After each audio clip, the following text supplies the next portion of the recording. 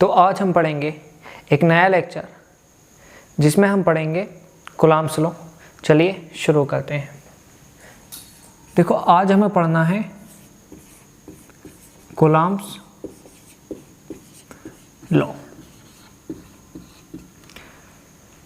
देखो हमने अभी तक ये पढ़ा था कि अगर पॉजिटिव चार्ज पास में रखे हों तो ये रिपल्शन शो करते हैं, मतलब ये एक दूसरे को धक्का देते हैं।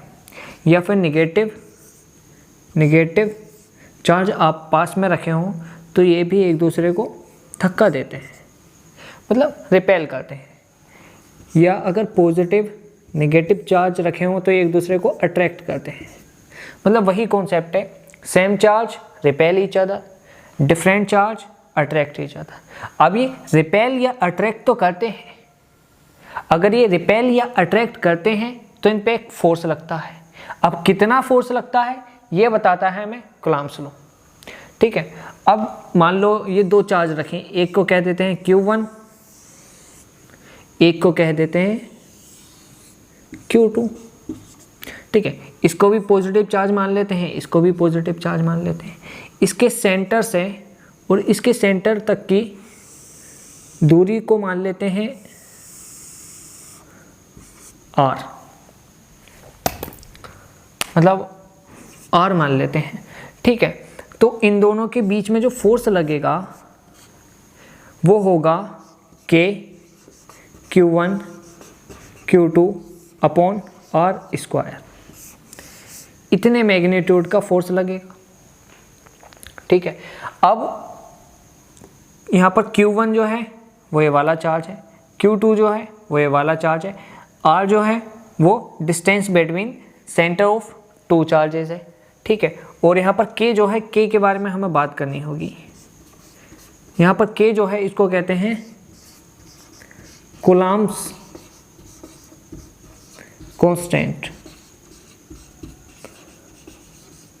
और ये जो कूलम्ब्स कांस्टेंट होता है ना, ये डिपेंड करता है मीडियम पर। मतलब अगर हम मीडियम बदलेंगे तो ये जो K है ये बदलेगा। जब K बदलेगा तो देखो फोर्स भी बदलेगा, मतलब इलेक्ट्रोस्टैटिक फोर्स डिपेंड करता है मीडियम पर। आप अगर मीडियम को बदल देंगे तो इलेक्ट्रोस्टैटिक फोर्स भी बदल जाएगा। ठीक है, और K को थोड़ा सा अगर हम और खोलें तो K इज इक्वल टू होता है 1/4 पाई एप्सिलॉन। ठीक है, K इज इक्वल टू होता है 1/4 पाई एप्सिलॉन। अब ये जो एप्सिलॉन होता है ना, इसको कहते हैं परमिटिविटी ऑफ मीडियम। ठीक है, मतलब एक्चुअल में जब आप मीडियम को बदलते हो तो वो परमिटिविटी चेंज होती है। अगर परमिटिविटी चेंज होगी तो K चेंज होगा, अगर K चेंज होगा तो इलेक्ट्रोस्टैटिक फोर्स चेंज होगा। समझ रहे हो ना आप? चलिए अब देखो एक बात और समझनी है आपको। वो बात ये समझनी है कि एक होती है परमिटिविटी ऑफ एयर या फिर वैक्यूम।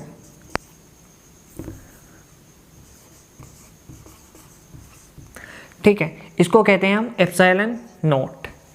ठीक है, और इसकी वैल्यू होती है 8.85 इंटू 10⁻⁻12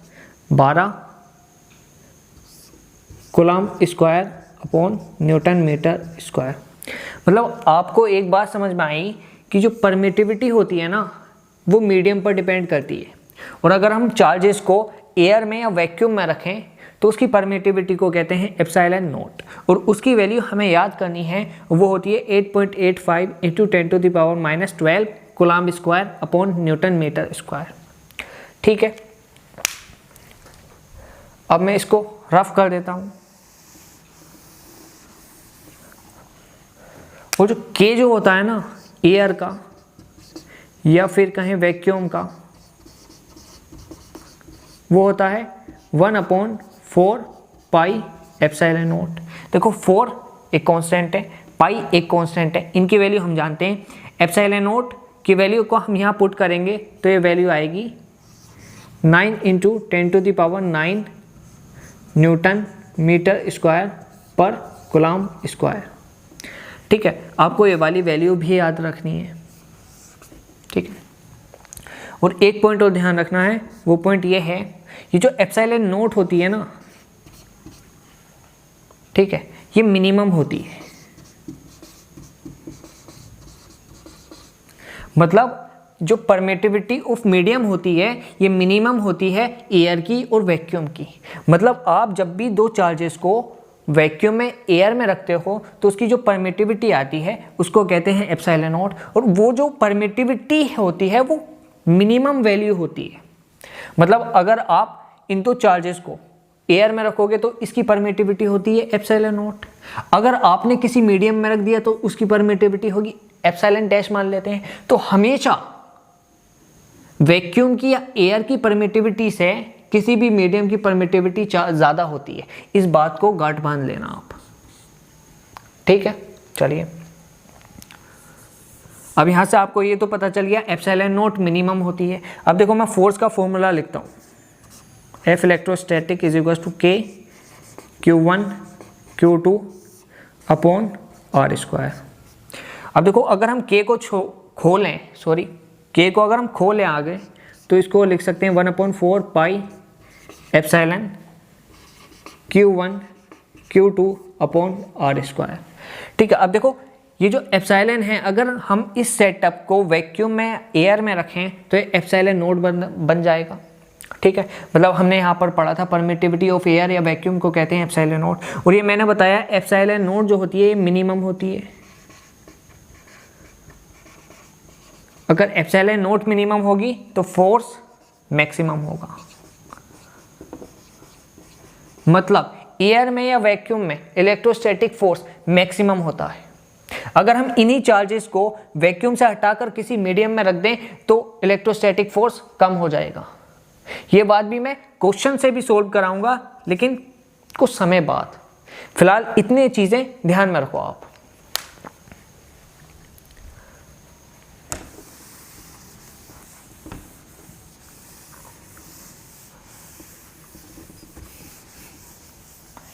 अब देखो आप एक चीज और ध्यान रखो, जो फोर्स लगता है ना इलेक्ट्रोस्टैटिक वो line joining two centres of charge, मतलब line joining between centre of charges पर लगता। मतलब देखो ये वाली जो लाइन है ना ये दो चार्जेस के सेंटर को ज्वाइन कर रही है, तो इन्हीं के अलोंग फोर्स लगता है इलेक्ट्रोस्टैटिक।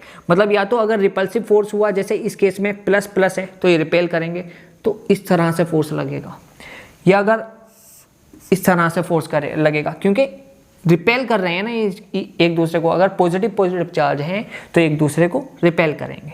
ठीक है, और किसके अलोंग लगेगा, ये जो लाइन है ना जो दो चार्जेस के सेंटर को ज्वाइन कर रही है इसके अलोंग लगेगा।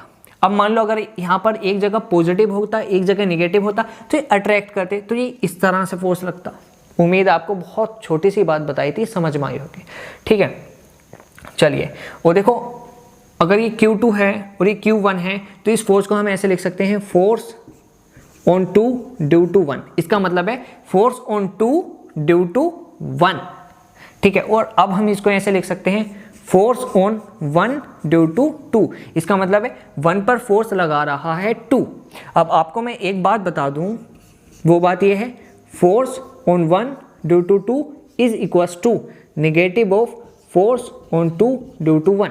मतलब ये जो फोर्स लग रहा है इन दोनों के बीच में, ये जो एक दूसरे पर फोर्स लगा रहे हैं ये मैग्नीट्यूड में तो सेम होता है लेकिन इनकी डायरेक्शन उल्टी होती है। देखो एक फोर्स इधर लग रहा है तो एक फोर्स इधर लग रहा है, तो देखो इनकी डायरेक्शन उल्टी है ना। बिल्कुल यार, तो इसलिए ये वाला नेगेटिव साइन आया है कि इनकी डायरेक्शन को उल्टा हम समझ लें, लेकिन इनका मैग्नीट्यूड सेम होता है। कितना होता है वो मैं यहाँ लिख चुका हूँ। कितना होता है देखिए, K Q1 Q2 upon R square.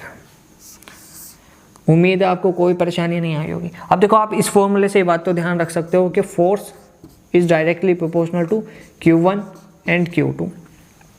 ठीक है, वो force is inversely proportional to 1 upon R square. और आप यहाँ से ये भी कह सकते हो electrostatic force depends on medium. ऐसा हम क्यों कह रहे हैं? क्योंकि जो K है भैया वो डिपेंड करता है मीडियम पर। ठीक है, चलिए अब इसको रफ कर लेते हैं।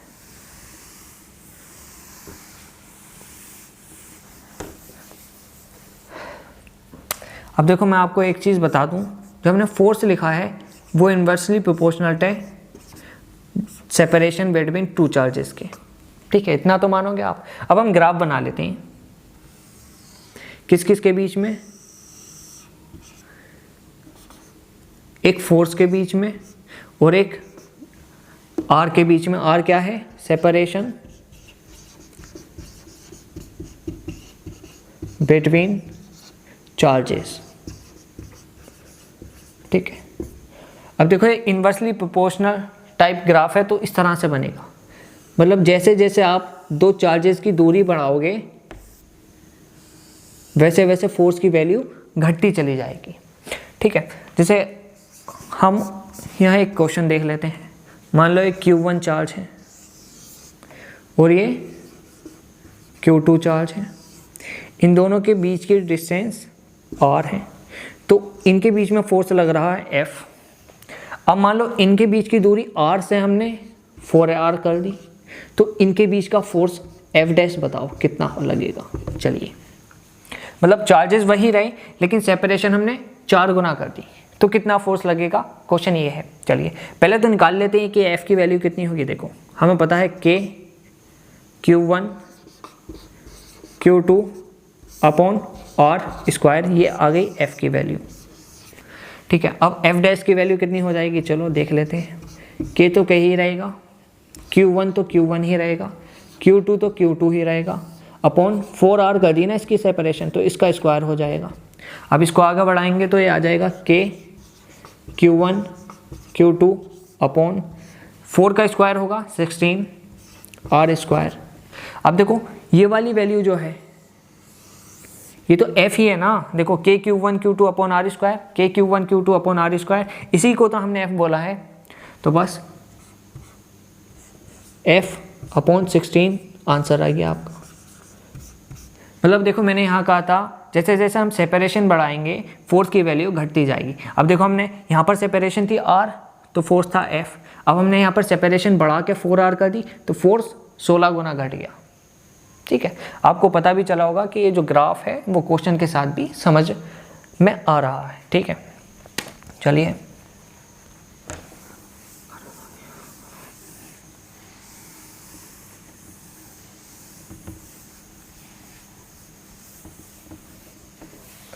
अब देखो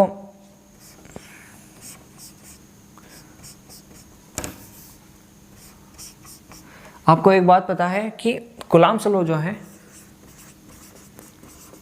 Coulomb's law show Coulomb's law show analogy with Newton's law of gravitation. इसका क्या मतलब? इसका मतलब है देखो हमने कूलम्ब्स लॉ पढ़ा था।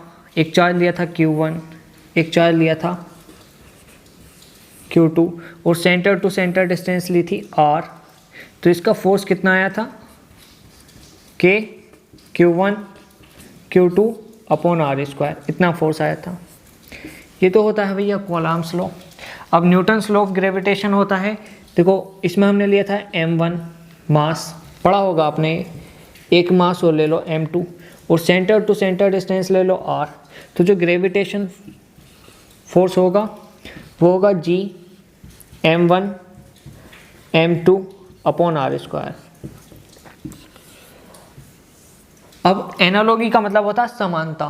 देखो यार K G, यहाँ पर कांस्टेंट K है, यहाँ पर कांस्टेंट G है, यहाँ पर Q1 Q2 है तो यहाँ पर M1 M2 है, डिवाइड में 1 अपॉन R स्क्वायर है तो डिवाइड में 1 अपॉन R स्क्वायर। तो थोड़ी बहुत समानता दिखा रहे हैं, इस स्टेटमेंट का मतलब ये है। अब देखो एक बात और समझो, Newton's law of motion, sorry Newton's law of gravitation और कूलम्ब्स लॉ में सिमिलैरिटीज़ होती हैं। वो सिमिलैरिटीज़ क्या होती हैं ये हम यहाँ पर पढ़ेंगे।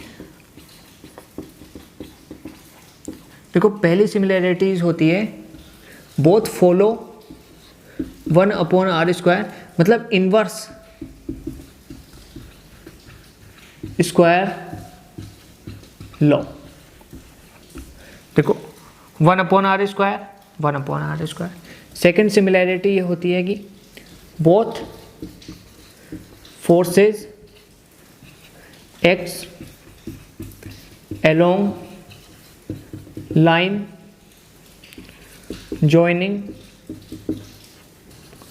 of two centers।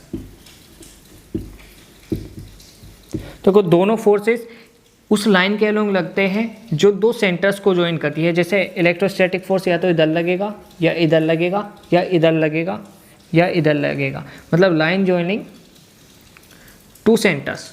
और यहाँ भी ग्रेविटेशनल फोर्स भी या तो इधर लगेगा या इधर लगेगा, ठीक है, मतलब लाइन ज्वाइनिंग टू सेंटर्स के अलोंग लगती हैं, ठीक है।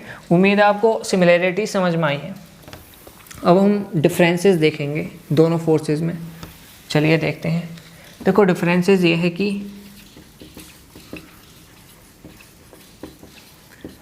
पहला यह है कि इलेक्ट्रोस्टैटिक फोर्स में बी रिपल्सिव और अट्रैक्टिव, मतलब इलेक्ट्रोस्टैटिक फोर्स रिपल्सिव भी हो सकता है, अट्रैक्टिव भी। जब लाइक चार्जेस होंगे तो रिपल्सिव होगा, जब अनलाइक चार्जेस होंगे तो अट्रैक्टिव होगा। जबकि ग्रेविटेशनल फोर्स ऑलवेज अट्रैक्टिव, मतलब अगर दो मास को आप साथ में रख दोगे तो वो हमेशा एक दूसरे को अट्रैक्ट करेंगे, कभी भी रिपेल नहीं करेंगे। और इसका दूसरा है रीज़न डिफरेंसेस का, वो ये है कि कूलम्ब्स कांस्टेंट में इलेक्ट्रोस्टैटिक फोर्स में कांस्टेंट होता है के। ये कांस्टेंट तो होता है लेकिन ये डिपेंड करता है मीडियम पर। अगर आप मीडियम बदल दोगे तो के भी बदल जाएगा, अगर के बदल जाएगा तो फोर्स बदल जाएगा। लेकिन ये जो जी होता है भैया, इसका नाम ही है यूनिवर्सल ग्रेविटेशनल कांस्टेंट। मतलब आप पूरे यूनिवर्स में इसको कहीं भी ले जाओ, कोई सा भी मीडियम दो, ये हमेशा कांस्टेंट रहेगा। और इसकी वैल्यू होती है 6.67 × 10⁻⁻11 न्यूटन मीटर स्क्वायर पर kg²। ये ऑलवेज कांस्टेंट होता है, मतलब आप मीडियम चाहे तेल रखो या हवा रखो या पानी रखो, ग्रेविटेशनल फोर्स जितना लगना था उतना ही लगेगा, क्योंकि जो ग्रेविटेशनल कांस्टेंट है ना, ये मीडियम पर डिपेंड नहीं करता। उम्मीद है आपको बात समझ में आई होगी।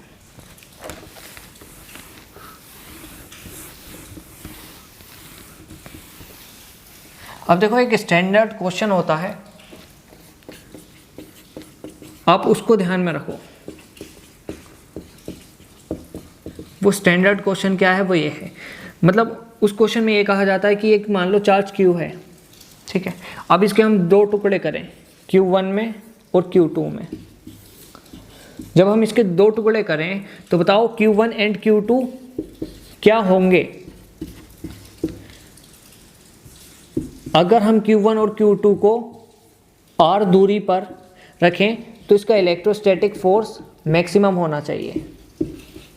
मतलब एक Q चार्ज है, उसके अगर हम दो टुकड़े करें तो Q1 Q2 की वैल्यू क्या हो, ताकि हम उसको r दूरी पर रखें तो इलेक्ट्रोस्टैटिक फोर्स मैक्सिमम लगे।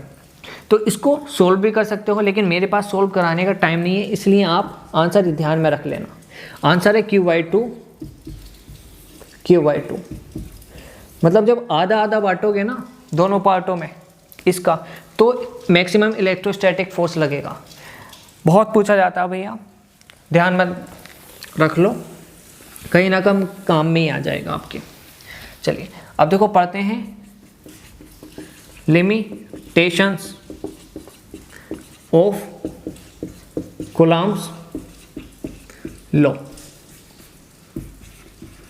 चलिए देखो पहला लिमिटेशन है कि Coulomb's law only valid on point charges, मतलब ये बड़े बड़े चार्जेस पर वैलिड नहीं है, केवल पॉइंट चार्जेस होंगे तभी आप कूलम्ब्स लॉ लगा सकते हो। और दूसरा लिमिटेशंस ऑफ कूलम्ब्स लॉ है, पहला वैलिड ऑन पॉइंट चार्जेस, ये मैं बता चुका हूँ, और दूसरा है Coulomb's law valid only static charges, मतलब ये मूविंग चार्जेस पर वैलिड नहीं है। कैमरे ने यार बहुत ज़्यादा परेशान किया है, ये दूसरी बार रिपीटिंग वीडियो है इसलिए इतने कट लग गए। Thank you.